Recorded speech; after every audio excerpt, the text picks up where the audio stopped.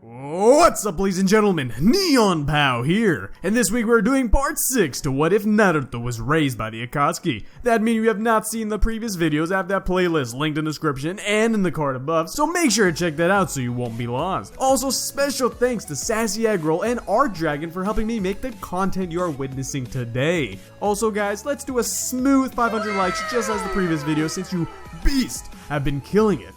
Also, as you guys know, I upload weekly videos on this channel, so make sure to subscribe and hit that bell icon to stay up to date with the juicy what ifs coming to you. Now guys, without further ado, let's go ahead and hop into the video. We last left Naruto Uzumaki fighting against the worst battle he has ever had to face in his life. The battle of his moral obligations. By having contact with Gaara and spending so much time in the Leaf, he has learned new things that seem to have changed his perspective on the Akatsuki. He does see them as family, but he is conflicted on what he must do in this world. By the time Naruto comes to, Sasuke wakes up to the sound of sobbing.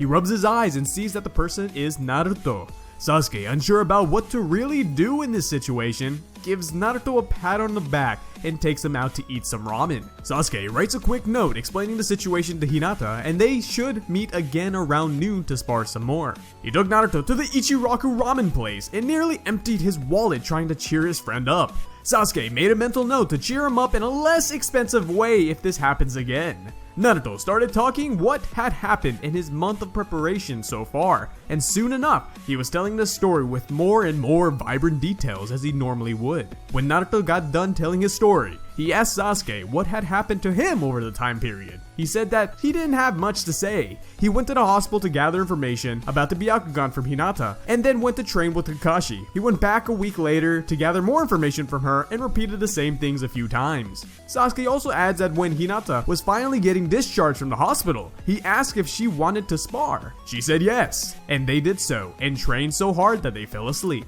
However, Naruto could tell that Sasuke seemed to leave out a few details here and there, and you could see the gears turning in his head.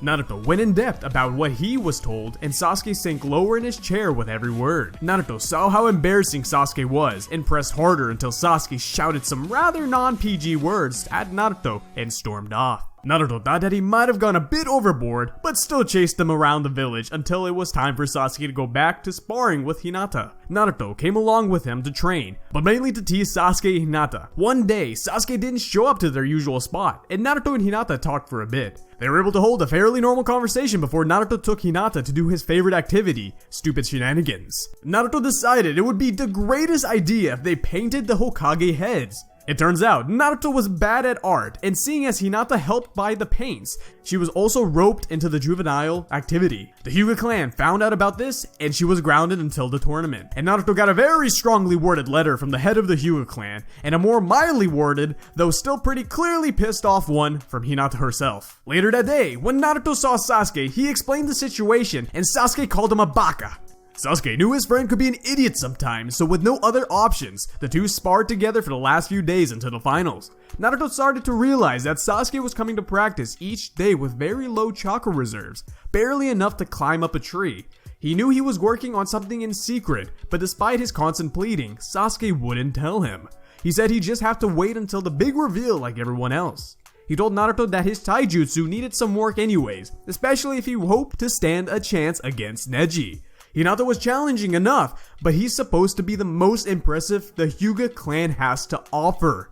Even with Hinata fumbling around, Sasuke had difficulties keeping up with the Hyuga's unique form of taijutsu without the aid of his Sharingan, showing he's been relying on it too much. He told Naruto not to hold back no matter what, and to come at him with all he had. Naruto didn't want to injure his friend so close to the competition, but Sasuke seemed fine with it, so he only held back enough so that he wouldn't die in his weakened state. A few days more in his harsh training, and Naruto noticed a considerable difference in Sasuke's physical capabilities. Sasuke rested up as much as he could before the finals, and Naruto did the same. However, just as Naruto was about to get into bed, he heard a noise at his front door. When he opened it, he was greeted by none other than Obito. Even though Obito was speaking clearly to him, Naruto wasn't at all listening. He felt strange, like something had gone over him. All he could focus on was the malice that he felt towards the masked man at that moment, or rather not the malice he was feeling, but the Nine Tails. Naruto was trying to keep the Nine Tails' animosity under wraps, but that went without much success. Naruto, currently forced to carry out the Nine Tails will, lunged at Obito with a crazed look in his eye. His attempted attack was unsuccessful due to Obito's superior reflexes, but Obito was stunned at the speed Naruto used to shoot at him. The ferocity of Naruto's attacks grew within the next seconds, creating several clones to overwhelm Obito. This eventually worked, and Obito was forced to use his Kamui just to evade the next wave of attacks being sent his way. After creating such a disturbance, Obito realized what was going on. He decided to put this issue to rest and use his Sharingan to control Kurama. After a few seconds, Naruto returned to normal, painting and standing around a mess that he had made in his apartment. Obito then asked if he thought he could control himself long enough to hear his message. Not like it mattered due to him putting the Bijou to sleep, but Naruto said that he was able now. Obito began saying that Naruto should be prepared for what would happen at the Chunin exams, saying that they would receive a signal telling him when to act. He also added that Naruto needed to learn to control the tailed beast inside him better and not to let it take control, since he was of little use to Akatsuki if he couldn't even do that. Naruto was embarrassed, but he said that he understood what he had to do. Obito, satisfied with his answer, paced to the floor of the room. Naruto cleaned up the mess he had made, contemplating just exactly what was going to happen tomorrow. With all the thoughts going through Naruto's head, he couldn't get any sleep that night. To make things even worse, during Kurama's control, he was telling Naruto that the masked man mustn't be trusted no matter what, and that he should just have killed him there where he stood. Naruto tried calming himself down and getting these conflicting thoughts out of his head, but it seemed impossible. He could still hear Kurama's voice saying to not trust the masked man. Don't trust anyone who shares his robes either. It'd be best for the both of them, for all of them, if they were to be thrown out like the garbage they were. After many hours, Naruto finally got some sleep. However, he got up that morning, physically and mentally exhausted. He rushed over to where the Chunin exams were being held and sat by Kakashi and Team Asuma, waiting for Sasuke's match to begin. As the proctor was announcing the start of the fight, the entire arena grew silent. The battle many of them had come to here to see, the Hyuga clan versus the Uchiha clan.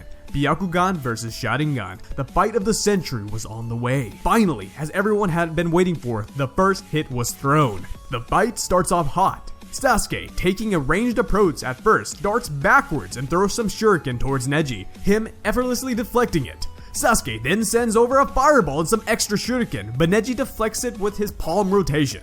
Sasuke then sends a stream of fire towards Neji, forcing him to fend once more. While Neji is distracted with guarding, Sasuke begins to do his hand signs for the Chidori. Just when Sasuke is about to finish, one of the shuriken he had thrown at Neji earlier was being sent directly towards his hands. Feeling a sense of deja vu about that move, he moves his hand quickly out of the way, just in time to avoid damage. But while he is focused on the shuriken, a mix of projectiles are being sent his way. Sasuke flips backwards to dodge them, only to be greeted by Neji from behind him. Neji releases his 8-trigram 64 palm, but fortunately Sasuke, using his Sharingan and from all the practice with Hinata, is able to dodge Neji's attempts to knock out his chakra points. Sasuke then gets a chance to once again maintain the distance he needs to keep in order to win the battle. The next move he is planning to do is going to use up a lot of chakra, but it could very well set him up going forward. He does the proper hand signs, almost too fast to even see, and dashes forward. Sasuke was saving all of his strength and stamina for this singular rush.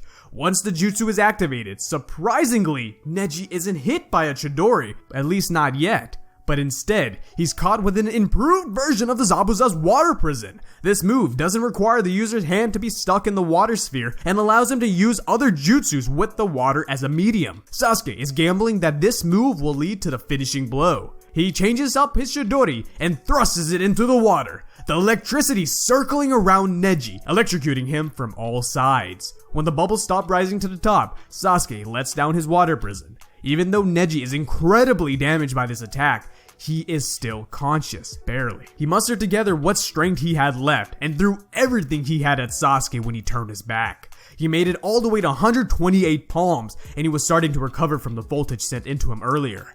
From the time Neji was young, he had exposed himself to fire and lightning style attacks as a form of training to protect the main branch in case of attack. Though this may seem cruel, this was of his own accord. He's been training his stamina almost every day, which explains why he is able to stand after an attack like that. Sasuke, now on the ground and severely injured, uses his curse mark as a last resort. This is the thing he's been working on over the past month, more than even the modified water prison.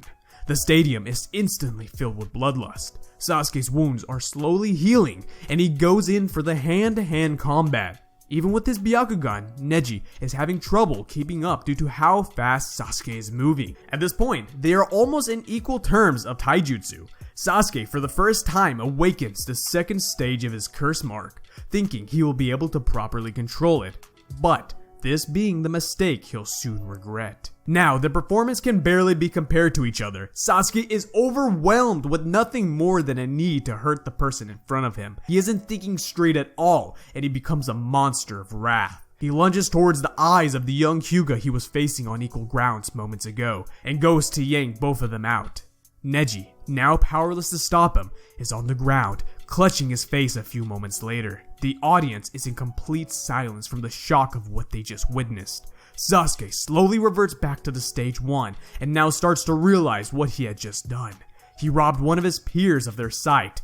Neji could now never hope to effectively fight in combat again, forcing him to give up his career as a shinobi. Sasuke made him not only unable to see in the way that only members of his clan could, but also in the way the rest of them did as well. Sasuke, to his knowledge, has yet to even kill a man before, and he knew his actions was 1,000 times worse. Instead of simply taking his life, he ruined it forever.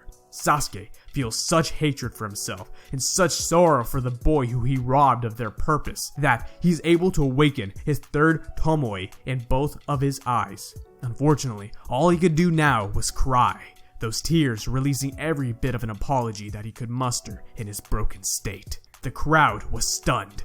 There was no applause. There was no cheers. All that the masses could do was sit in a mixture of shock, awe, and horror. The medics carried Neji away to treat him to the best of their ability, his eyes damaged beyond salvation. Now, lying on the ground in the mess that they were, Sasuke was left crying on the ground, some members of the Hyuga clan sharing those tears, but they do not cry for the same reasons. Some cry for the injustice that they just witnessed. Some cry for the injustice that they fear they'll commit. Sasuke was taken to an interrogation room to see what that power he just used was. As the crowd remained silent, the third Hokage looked to see what the next match would be and prayed that both the boys who just fought would be okay. He then announced that the next match would have to be postponed by an hour in response to what just occurred. There were no objections amongst the Kage as they were discussing what that mysterious power displayed was. And that's where we're ending this part, guys. Now, I hope you enjoyed this video.